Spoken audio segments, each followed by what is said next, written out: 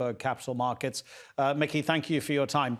Our correspondent Courtney Keeley had told us a few hours ago that 50 million Americans, more actually, live paycheck to paycheck. So we've had these 6.6 million over the past week applying for unemployment benefits. Given us an overall assessment of where the economy is in the United States in the face of this pandemic.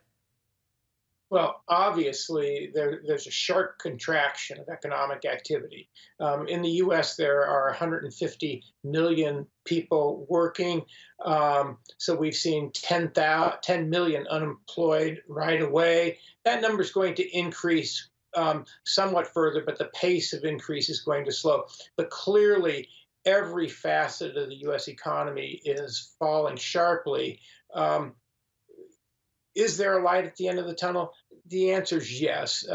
This is temporary. We don't know how to define how long temporary is, but eventually, we will, like countries in Asia, will start to emerge from it. But right now, the economic news is as bad as the health news.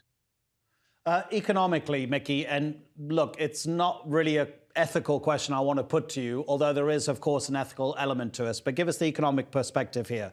Is there genuinely a discussion to be had about the impact COVID-19 will have on the U.S. economy in the very immediate future and the damage that could be done if restrictions on the movement of people are lifted? A few weeks ago, I realized that Donald Trump has pulled back on it, but he was saying, for the sake of the economy, we need to get people back into their jobs by Easter. What about that discussion? Is it really only prompted by those who are focused more on the money? No, I don't think so.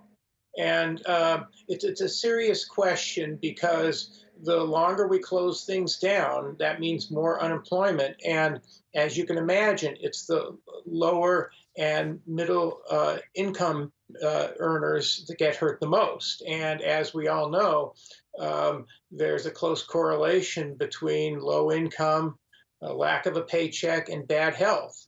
And so, what we have to start doing now is ask the question, how can we protect those at risk and, rationally constrain the spreading of the virus while allowing certain people to get back to work? Let me give you an example. Construction, where people are socially and physically distanced when they're constructing on the site.